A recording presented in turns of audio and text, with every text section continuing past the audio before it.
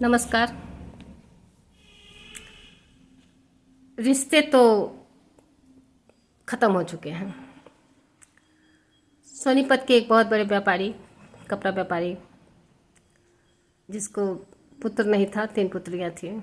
सोचिए, उस पैसे वाला था तो उसने अपनी पुत्री को खूब पढ़ाया लिखाया, खूब अच्छे अच्छे घर में पुत्रियों की शादी कराया, लेकिन उसका आखिरी समय कटा कहाँ? तो वृद्धाश्रम में।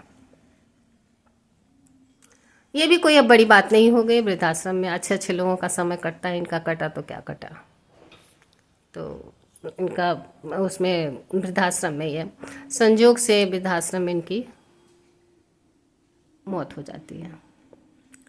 मौत हो जाती है तो वृद्धाश्रम के जो संरक्षक होते हैं इनकी लड़कियों को फ़ोन किया कि भाई आपके पापा का डेथ हो गया है। तो एक ने साफ इनकार कर दिया कि मेरे पास कोई समय नहीं है।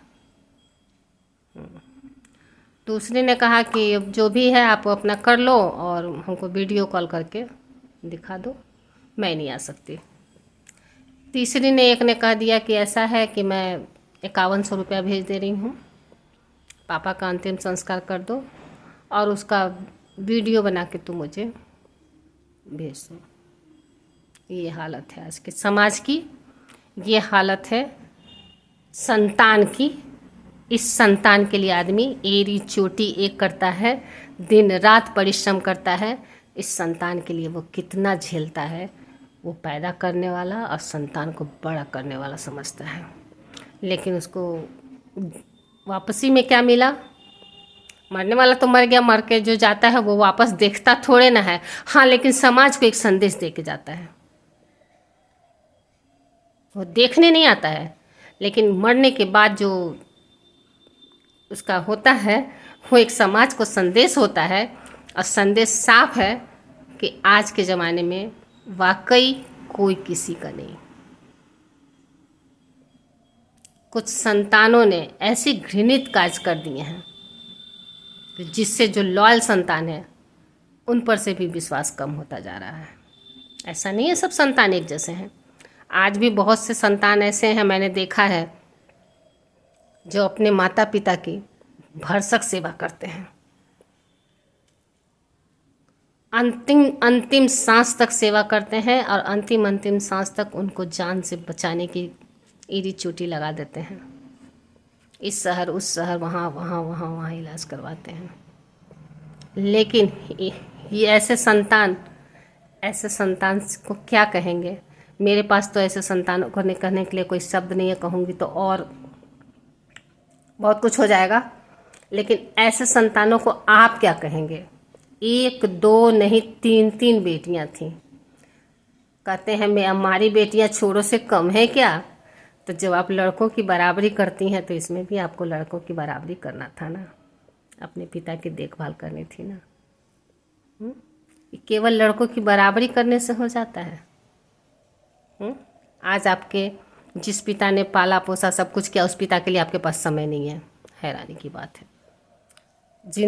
जिंदे में तो संवेदना है नहीं है, मरने के बाद भी संवेदना नहीं है।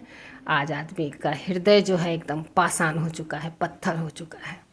एक थोड़ा सा ऐसे देखे तो कभी कभार पत्थर भी पिघल जाते हैं। हाँ, कुछ आंसू से पत्थर भी पिघल जाते हैं, लेकिन इस वृद्ध पिता का दुख देखकर पत्थर भी नहीं पिघला। और क्या कहेंगे? बहुत हृदय विदारक घटना है, लेकिन इससे सीख लेने की ज़रूरत है। सीख लेने की ज़रूरत है, तभी मैंने इस पॉइंट को रखा है। अदरवाइज मैं 2-3 दिन से रही थी। जब तक संभलेंगे नहीं, क्या कहेंगे? और वृद्धावस्था तो सबको आनी है, क्या उन 3 बेटियों की नहीं आएंगी? वृद्धावस्था तो सबको आनी है। यही तो भगवान ने एक काम सही किया है। अमीर हो गरीब हो, ये बाल्यावस्था किशोरावस्था और वृद्धावस्था का उन्होंने ऐसा व्यवस्था बनाया है कि ये सबको झेलना है। और सोच लीजिए, जो आज माता पिता के नहीं होते हैं उनका बुढ़ापा कैसे कटेगा, और उनकी संतानें कितनी लॉयल होंगी कि उनका बेड़ा अच्छे से पार होगा। ये तो वक्त बताएगा। फिलहाल इन 3 बेटियों ने जो किया वो एक समाज को शर्मसार करने वाली घटना है।